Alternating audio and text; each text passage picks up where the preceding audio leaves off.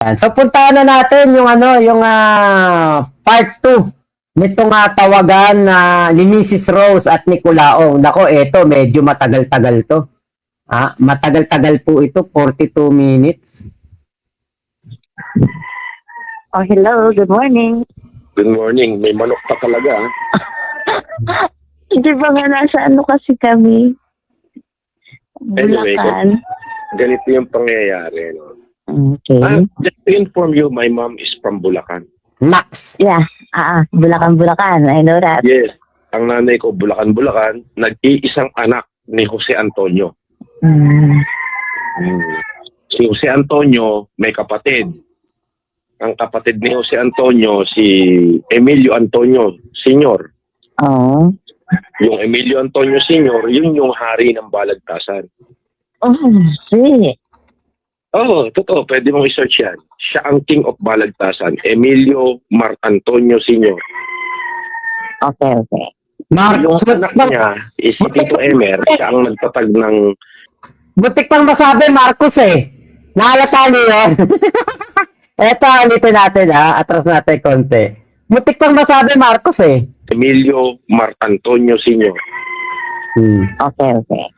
Yung anak niya, si Tito Emer, siya ang nagtatag ng Center for Research and Communication. At the same time, siya ang nagtayo ng University of Asia and the Pacific.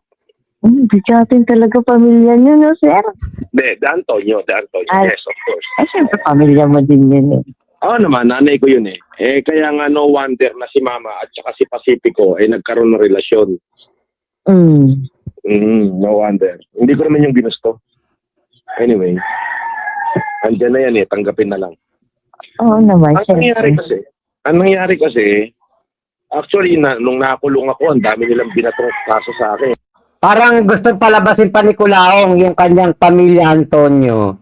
Hindi ganun bigatin. Ang bigatin talaga ay ang pamilya Marcos. Marcos.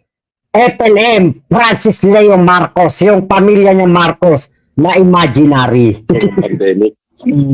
Nalusutan ko naman lahat. Oh, nakalaya ka, nasa laya ka. Oo, kasi gawa-gawa naman talaga. Biruin mo, rebellion, inciting to sedition, kung ano-ano pa. Wala kasi silang maikaso sa akin. So, talagang tinaniman nila ako ng puro non-bailable na kaso dahil galit sa akin lahat ng kapitbahay ko sa Green Meadow. Yun ang totoo na. Ayun ko ang narinig yun sa Green Meadow na yun. Hindi, naalala mo nung pandemic yung hinahamon ko yung mga kapitbahay ko? That is Green Meadow. Okay. So, na-insulto lahat ng politiko, especially si Sherwin Gatchalian, si Grace po, marami sila. Oo, kasi pakitang gilas noon eh.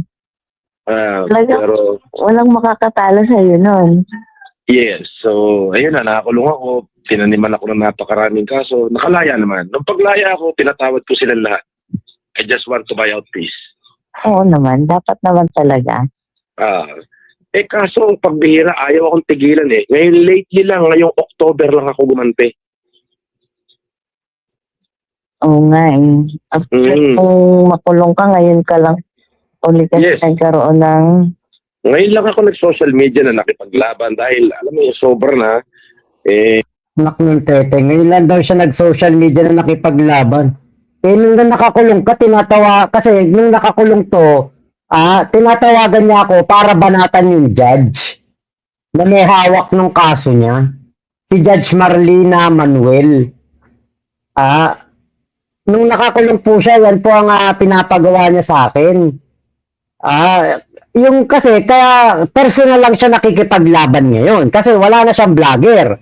Wala na siya mauutusan para mambanat ng mga tao na pinakalaban siya. Pero, di ba, hindi totoo na ngayon lang siya nakipaglaban. Kahit nga nung nakakulong siya, pinapabanatan niya sa akin yung abogado na may hawak ng kaso niya. Kaya nga natakot na ako nun kasi baka mamaya, eto nga si judge, kasuhan ako o anuhin ako. Kung ano ang gawin sa akin. Kasi nga pinapabanatan niya yung yung judge na may hawak ng kanyang kaso Kaya po hindi totoo na si Culaong ay hindi po talaga bumabanat sa social media. Matagal na siyang bumabanat sa social media. Ito nga po yung video niya na inuutusan niya ako. Alkalin nyo na po kayo niya. Bumagsak yung anak nun sa bar exam. Pinasa nga po ni, nag-ano nga po kasi sa akin di- si Attorney Abraham Espejo ng yung report nga po nung sa kaso niya. Biruin mo, iisa lang ang witness, denied ako. Dinrant niya yung 5, yung isa denied niya. Di yung, yung Consuelo de Bobo, di ba? Mm. Foul, sobrang foul. Ngayon, hindi na tayo mananahimik. Ayaw Bombahan po. na to. Sige po, sige po. Go signal nyo lang po naman hinihintay ko eh. Sasabihin ko na rin po sa iba. Araw-arawin niyo yan. Mm. Hindi tayo titigil hanggang nakakamta ng katarungan. As in, araw-araw. Opo. Bubulabugin niyo yan. Lahat. Opo. Sige po, ayos po. Walang aran, ganun. Ha? Opo, kahit po yung pwedeng, ang hindi lang po yata pwede sabihin yung pangalan nung complainant. Pero yung pong kunwari, yung mga nangyayari sa kumbaga parang yung pang-aagrabyado nila, pwede po. Pwede, birahin nyo na. Sige po. Birahin nyo na. Oh, di ba? Pinapabira yung judge, di ba? Tol JC De La Cruz, andiyan si Tol JC De La Cruz, oh. Oh. Di ba? Kita nyo, kahit nga meron akong ganitong record ni Culaong, hindi niya ako ma-demanda. Bakit? Alam niya, delikado siya sa sa kulungan eh. Delikado siya sa BJMP eh. Maraming madadamay. O kunwari, kasuhan ako ni Culaong ng wiretap. Ito na-record to na nakakulong siya. Paano niya ngayon patutunayan sa korte na nung nag-usap kami nasa labas? Nung wiretap ko siya, nakakulong siya sa BJMP. Opo. Galing po kami sa bundok eh. Yung Will Macario. Wala po akong signal kagabi kaya hindi ako Yung Will nakapag-live eh. Macario, birahin nyo na yung Will Macario. Sige po. Birahin nyo na yung isang nasira-sira yung statement na tanga na naglabas pa ng picture ko tapos hindi naman mga ganun. Opo, sige po. Basta yung judge lang ang bakbakan. Opo. Sige po. Natakot pa to o nabayaran to ng mga NBI o natakot pa to ng mga NBI, gano'n. Opo, sige po. Magbablog na po ako kagad. Kumbaga, araw-arawin na yan. Galing kami ng Genting Highlands niya ni Joy. Nung pababa kami ng Genting Highlands, tumawag sa akin si Culaong. Para magising sila. Po. Alam mo ba yung daan Bungaw to yung backdoor na daan? Alam mo ba? Opo, kung yung dito papunta rito sa Malaysia po. Ayan, tinanong nga ako dyan kung alam ko yung yung sa Bungaw, yung sa Palawan, tatawid papuntang Malaysia, magba-backdoor. Tinatanong niya ako dyan pero hanggang dyan na lang po yung yung recording na yan. Meron yan yung mas mahaba, pero hindi ko, at part lang to ng tawagan namin Ngayon, yung sinasabi ni Culaong, ngayon lang siya bumabanat, hindi po totoo. Bakit? Kahit nung nasa laya siya, tapos nakulong siya, tapos nakalaya ulit, bumabanat naman talaga sa SOCMED yan. Hindi naman totoong hindi po bumabanat yan. Lagi naman talaga nakabanat yan. Ngayon, pagpatuloy pa po natin itong audio ni Culaong at ni Mrs. Rose. Okay. Actually, kinasuhan ko yan si Makagago sa Isabela. Bakit siya pala sa Isabela? May proper... Makagago, San Pablo. Kasi domicile Pag sinabing cyber libel, dapat domicile. Kung saan ka talaga, no? Hindi. Dito kasi sa Manila, temporary address lang yun nandito. Yung sa Isabela kasi, nandun yung mga lupain ko, nandun talaga yung bahay ko, nandun yung mga, alam mo yun? Mga pag-aari ko na nakapangalan sa akin. Kaya pala. So, ganito yan Ngayon, hindi ko alam, nagkaso sila, itinago nila yung address. Kasi nga, di ba, nung una nasa ka? Sa Warsaw. Yun. O ngayon, lumipat ako. Bakit ito yung laban doon. Putya to si Kulaong, ano. Pati ba naman yung mga ganong kasimpleng issue, gagawin pa niyang napakalaking issue, ite-technical pa niya. Last known address yan, Kulaong. Ang last known address mo, Warsaw, doon sa pinuntahan na lugar ni, ni Makagago, yung naka-live pa siya. Eh, ang alam ni Makagago at ng abogado niya, doon ka nakatira eh. Eh, palipat-lipat ka. Kasalanan pa ba nung nagkaso yun? Kung doon pinadala yung subpoena mo? Kulaong? Diba? Parang mga gano'n kasimple, pinapalaki ni Kulaong. Bakit? Kasi nga po, walang alam to. Meron siyang tatanggap na subpoena galing sa akin. Bakit hindi yung address na nakalagay sa subpoena? Ito, bakit mo pag, alam mo yung pinaglalaban mo yung subpoena, yung address ng subpoena, bakit yun ay paglalaban mo? Patunayan mo na lang na wala kang kasalanan sa batas, wala kang ginawang masama kay Makagago. Ganun lang yung bobo. Yun ang ginamit niya. Iba Kasi kasi pinaka- ano eh. Baka kasi nung nag-file siya ng case against you, doon ka pa sa Warsaw nakalagay, Hindi, nakatira. mali. Nauna akong mag-file sa kanya sa Isabela. Dapat pala talaga doon din siya yung address base. na, O yung address ko na nakalagay sa subpoena, yun dapat ang padadala niya lang. Oo, yun din ang Eh, bobo naman din to si Kulao. Bakit? Eh, yung address na inilagay niya kay MG, hindi naman talaga doon nakatira si MG. Iba yung address na nalaman niya. Alam niyo kung saan siya nagbase? Doon sa comment section niya, naka-live siya. May naglagay doon ng address.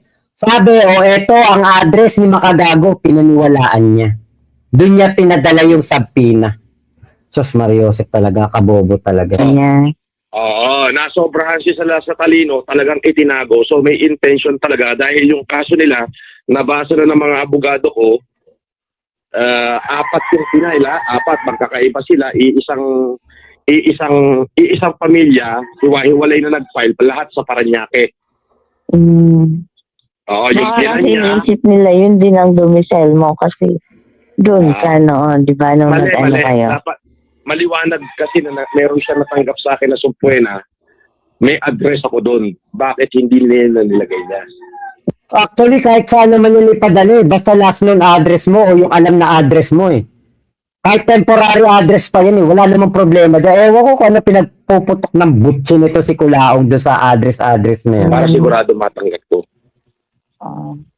Talagang pinlano nila yan para wala ako matanggap. So, para merong isang kaso na yun nga, na-submitted for resolution na ng piskalya dahil nga hindi ako naka-attend ng hearing November 28 at saka December 2. Pag pangatlo, Hindi, wala na. Dalawa na for resolution.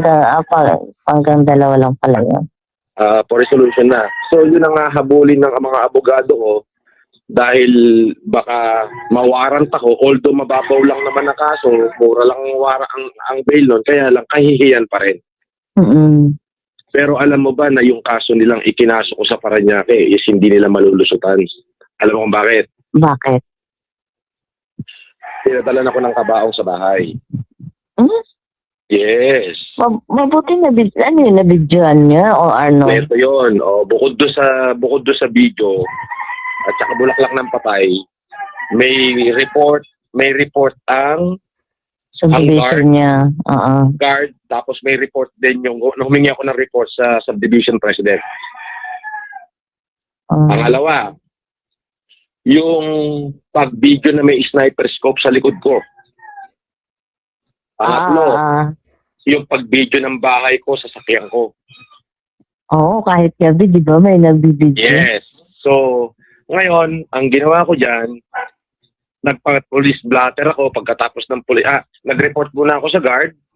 Pagkatapos ng report sa guard, hingi ako ng copy ng report ng guard, humingi ako ng police report bago ko dinala ngayon sa Camp Crame, sa Cybercrime Division.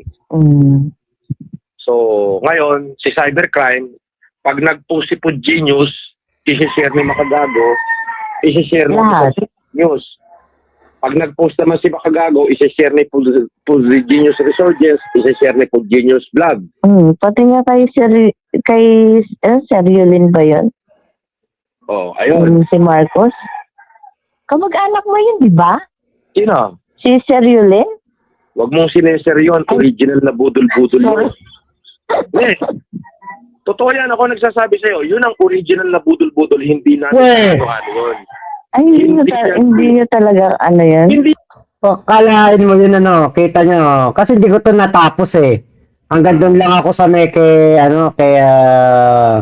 nung nabanggit yung tungkol kay Nanang Remy niya na kamag-anak daw yung Antonio. Hanggang doon lang ako eh. Kita nyo, yung binabanggit ni Kulaong, si Yulin. Si Yulin hindi nagpapanggap na Marcos. Ikaw Kulaong, nagpapanggap ka na Marcos. At si Yulin, hindi naman na kailangan niya magpanggap na Marcos eh. Sinusulatan nga ni Madam Imelda Marcos yan. Kinakausap ni Imelda Marcos, pinapadalhan niya ng mga pasasalamat.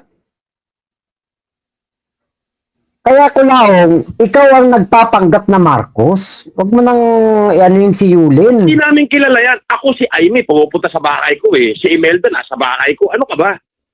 Kita mo? Yan yung pambudol ni Kulaong. Yung mga ganyang banat na kunwari ano siya talaga ng mga Marcos. Pero pumunta si Imelda Marcos sa bahay niya dahil doon sa taping na kanyang pinangako na ibibigay. Pero hindi rin naman ibinigay. Sorry, hindi ko alam. Kaya lang naman na-break yung tinatawag na privilege communication namin dahil nga alam mo yun, nagwalwal ako ng pandemic. Pero nung wala pang pandemic, nung hindi pa ako nagkaganon, good ang relationship namin because we had a privilege communication. Siguro naman, ang dami namang litrato dyan na nakita mo. Kahit siguro na mamamatay na lang yung tiyahin ko, si Fortuna Barba. Yun, nasa hospital kayo. Di ba? Pwede bang sabihin na nakikimarcos lang ako pag ganun nga, mamamatay na yung tao, ako pa yung pinatawag. Di ba? Oo, nga naman. Di ba? Simple lang yun eh. Sino ba ako para ipatawag ng kapatid ni Presidente Marcos? Di ba? Baka isa ka sa paborito ng ano. Kulang. Kung talaga Marcos ka, pumunta ka nga kay BBM. Hayain mo ng podcast. O kaya mag-meeting kayo ni BBM. Live. Ba't hindi mo magawa? Ang tagal ng presidente ni BBM 3 taon na. Ba't hindi ka pa rin namin nakikita sa Malacanang? 2023 ka pa lumaya. Hindi ka man lang makapunta ng Malacanang, hindi ka man lang makatuntong ng Malacanang. Nag-iisa kasi kung lalaki ng tatay ko. Kaya pala. Kita mo, nag-iisa lang daw siyang anak na lalaki ng tatay niya. Magkakapatid sa side ni ano. Hindi, dalawa ang tunay na anak ni Papa kay Tita Lloyd. Kita mo, hindi makakapagsalita ng ng diretso na uutal. Bakit? Nagsisinungaling. At isa lang ang anak ni Fortuna Barba. Tapos isa ka. Hindi pala ni Fortuna Barba, ni Pacifico Marcos, yun lang. Nag-iisa lang ang alam ko. Isa lang ang anak nun. Ano ka? Hindi. Bali 6 kami. Dami nyo pala. Si Tita Lloyd, 3. Si Mariano, si Pinky, si Pearl. Kaso patay na yung Mariano. Kay Tita Zenny, si MCM, si Maria Cecilia, at saka si Maria Cristina. Hindi na ako pamilyar sa mga names na yan. I mean, ano yun, mga nakatago yun. Kaya pala. Ako nag-iisa, ako lang yung lalaki. Ang nagpalaki talaga sa akin, si Tita Baby, si Fortuna. Doon ako lumaki sa San Nicolas. San Nicolas, saan yun? Ilocos Norte. Isa lang po ang anak ni Pacifico Marcos. Sus Mariosip to si Kulao. Ang daming sinasabi. Yung MCM nga na-debunk nga yun Nagpanggap lang yun na kapatid mo para para maraming maniwala sa Marcos ka Sa bahay mismo nila. Ayun. Nung hindi pa namamatay si Tita Becky, wala namang kaming problema. Tapos nung ano na lang saka, Namatay nung March 15. Ayun na, parang medyo kanya-kanya na. ganun talaga pag ano. Ano, lalabas ko yung aking alaga. So ngayon, ito yung nangyari. So, nagpunta ako ng cybercrime. So, ang cybercrime ang gagawa ng report kung sino sila continuous. Hindi mo, paano yun? Naglagay ako ng mga, ang nakalagay lang doon, nakuha ko yung pangalan nung nag-picture sa akin sa likod ng sa likod ko, kapitbahay Yung Pamilya Santos. Pamilya Santos. Paano mo nalaman? Yun na kayo, papanood ko yung ano mo. Pero wala akong binabanggit na pamilya na name. Hindi, di ba yung sa guard, nasabi, pamilya, yung mga Santos, ganun, di ba? Yung may pumunta sa yung guard, Narinig mo pala yon. tapos nakita ko yung, may pinus yata si Sir MG ba yun? Si FG ba yun yung mga names, di ba kasali yung Pamilya Santos, di ba? Alam ko lang yun. Yun yung importante, merong real name.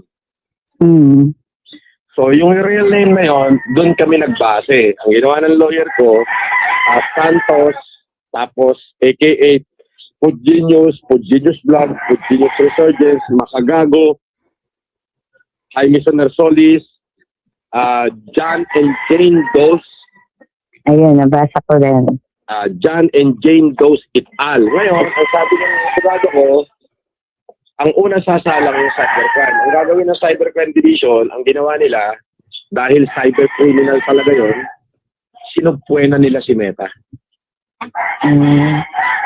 Winarant nila si Meta na ilabas kung sino yung mga nag-create ng account. Kung hindi man maibigay yung tunay na pangalan, lalo na kung nakikita yung Continuous Resurgence, nakikita yung Facebook nun. So, ilalabas ni Meta kung sino yung sumasahod. Kumikita na yun si Pudgenius kahit pa bago-bago yung ano niya? Hindi, yung unang Pudgenius vlog niya, kumita yun. Kumita yun. Di ba pa halos bago na lahat yung ano niya? Bago May na tumatawag sa'yo.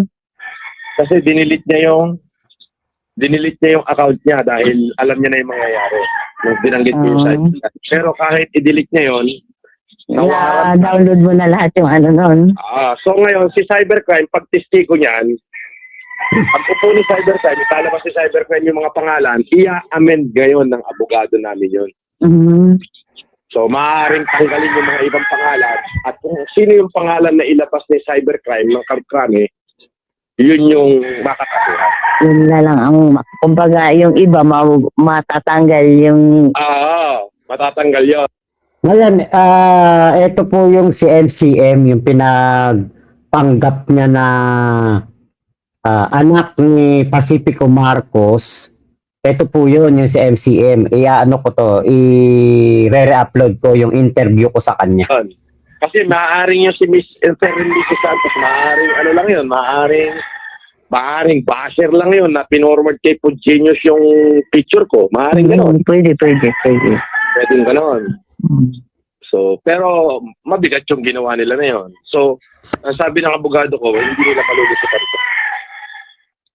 Kumbaga, kasi yun nasa loob ka kasi, okay na, walang problema sana kung nasa labas ka. Kumbaga, outside ng ano mo, yung bahay.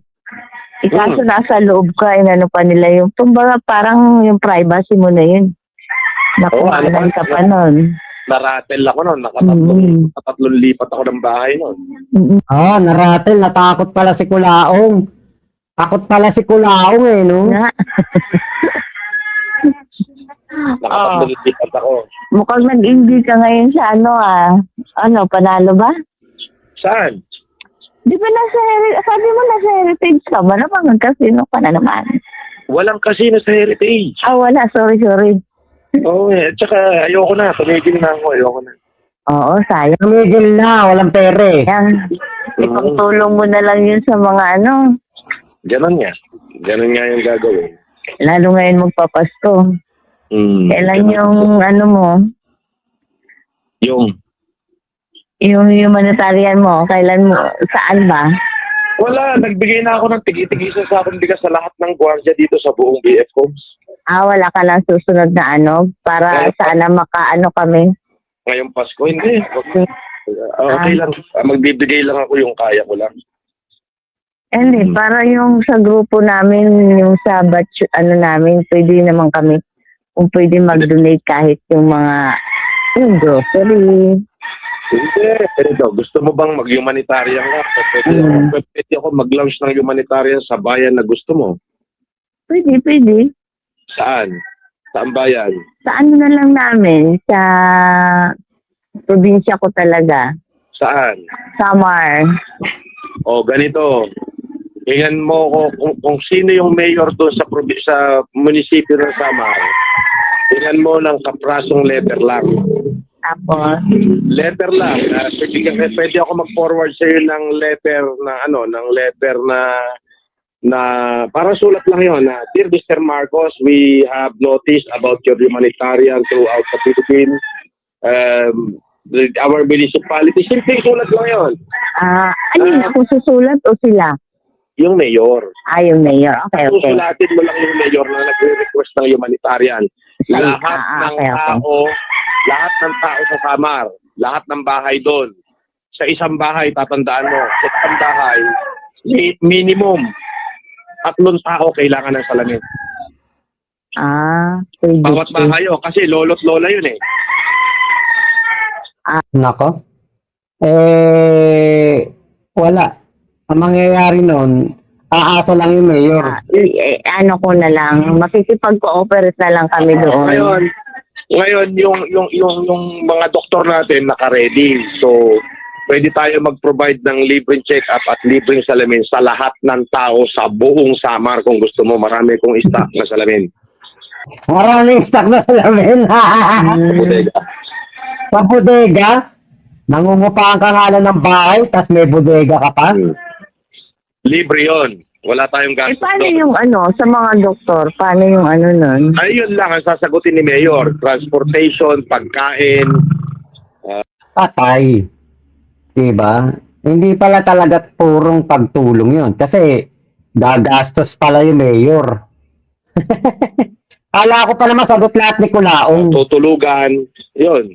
Naku, malaking gastos yun Sagot yun. Oo. Sagot ni Mayor yon. Pero yung frame, yung lenses, yung salamin, yung check-up, yung wheelchair, libre lahat yon. Sa'yo na yun manggagaling. Yes, sa akin manggagaling. Right naman. Ito na yun. Hindi kasi bumili ka, paglaya ko kasi, nag-purchase ako ng 1 million pesos of phone. Ha? 1 million pieces of phone? Ang dami yun. Paglaya ko. Sige, kakausapin ko yung... Ano? 1 million pieces of phone? Sus Mariosep? Tapos ikaw Kulaong? Naka-100 phone lang. Naka-100 phone lang? Kasi kung ako, meron akong pambili ng 1 million pieces of phone. Oras na ilabas ang iPhone 17 Pro Max. Sa araw na yun, meron na ako kagad. Hindi ako papayag na hindi ako makakabili sa launching pa lang ng iPhone 17 Pro Max. Si Kulaong naka-100 phone. Mga Actually, akala doon ko- talaga ako sa Samar talaga ako. Yung mga kagabatchmate ko, dito na yun. Samar? Sa Katbalogan. Patbalogan, Samar? Kumbaga doon talaga ako nag-graduate. Nandito na kami ngayon. Tapos yung mga nandito sa pag may time, nagkikita-kita kami. Ayun yung sinasabi ko sa iyo. Ganun. Kaya minsan pag lalo nung nakaraan, namin, alumni, yun, kaya nagkita-kita kami ulit doon. Kaya naisip ko, baka possible, nasasama na lang diba? Pwede naman. Pero talagang na-confuse lang ako. Sorry Okay lang. First name mo ba yan, Rose? Na alin? First name mo yan. Yes. Okay. paano ko ipo-forward sa iyo yung sample ng letter? Kasi unang-una, hindi nila ako papayagang mag-humanitarian nang walang request ang isang municipality. Email, sa email ko. Wala kasi akong masyadong social media. Ah, Hindi talaga ako. pero updated ka sa YouTube, ha? Sa YouTube talaga ako. Tapos, minsan, pag may naman ako, may Facebook ako. Minsan, yun na-addict na nga ako sa iyo. Yung sa mga Sa post. akin? Actually, kayo sa makagago muna. Sabi na curious. Ang taga din nitong si Mrs. Rose, no? Makipagkwentuhan kay Kulaong. Pero, yan kasi maganda yan eh. Dahil na-expose talaga kung gaano po kahina ng radar ni Kulaong. Diba? Siya yung nambubudol ng lolo ko dati. Ngayon, siya yung pinaglalaruan at niloloko. Ako, sino ba itong sinasabi nilang kulaong? Wala akong Facebook. Pero may messenger lang ako. Ako din yung messenger. Pero hindi ko yung talaga sa email talaga. Sa email, sa Viber. Viber. O sige, Viber. Sandali. Ano ang Viber mo? Yung sa isa kong number kasi yun, nasa office ko yung ginagamit kong number sa Viber. Ganon. Pang ano ko kasi yun sa, alam mo na, mga client. I see. Ito kasi personal ko talaga itong number. Okay. Pag nandun na ako sa office, ito-forward ko sa'yo yung Viber. Oh, sige. Para may forward ko yung topic. Ay nako, 'di ba? Kita nyo? Si Kulaong ang daling sumakay ano. Ang haba nitong video na 'to eh. Medyo mahaba 'yan eh, sobrang haba. Kaya hindi ko natatapusin. Jump na tayo dun sa part 3. Siguro i-upload na lang natin 'to ng bukod kasi ang haba. Jump na lang tayo dun sa part 3. Pero nalaman natin doon si Kulaong pala ay merong hari ng balagtasan, kapatid ng lolo niya. Pero alam niyo po, si Kulaong, talagang hindi po natitigil ang pagpapanggap na Marcos. Kaya po ako'y bumalik sa pagiging anti-Kulaong kasi nga po, dahil po dyan sa pagpapanggap niya na Marcos. Alam naman nating lahat na hindi yan Marcos. Tapos, di ba, nagpapanggap na Marcos, Actually, inuuto-uto niya nga itong si Mrs. Rose. Diba? Pero siya po ang nauto ni Mrs. Rose at naniwala sa mga sinasabi ni Mrs. Rose. So, ibig sabihin lang yan talaga, pag pera na pinag-uusapan ay napaka-game na game ng Hello? idol Kulaong.